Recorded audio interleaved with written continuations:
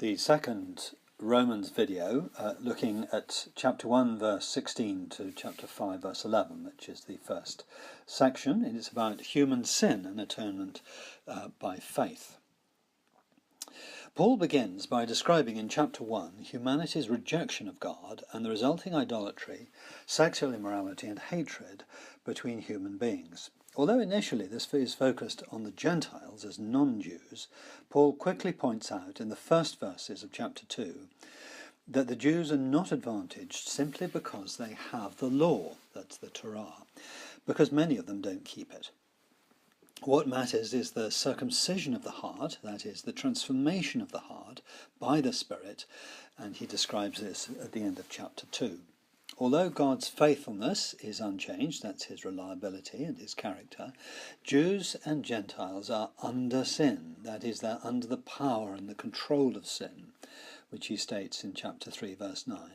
Although they need help, the law, which is what God gave, is actually powerless to help them, and becomes implicit in their condemnation. Many consider Romans chapter 3 and verses 21 to 26 to be some of the finest verses in the Bible, because they describe the heart of the atoning gospel.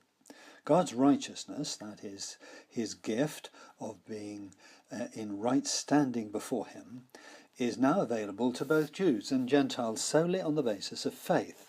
So there is no place for any boasting, since salvation is by faith, not by law or obedience to law or anything like that. And both Jews and Gentiles are therefore saved on the same equal basis. Paul now produces his primary witness, and it is none other than the patriarch Abraham himself, the father of the Jewish nation. Genesis 15 verse 6 clearly states that Abraham was declared to be righteous by God solely because of his faith.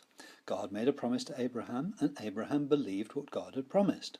Then, after God had declared Abraham righteous, Abraham was circumcised as a sign that he believed God, and the two formed a covenant. Having stated this leading conclusion, Paul then, in the first 11 verses of chapter 5, describes some of the leading blessings that come because of this declaration of righteousness.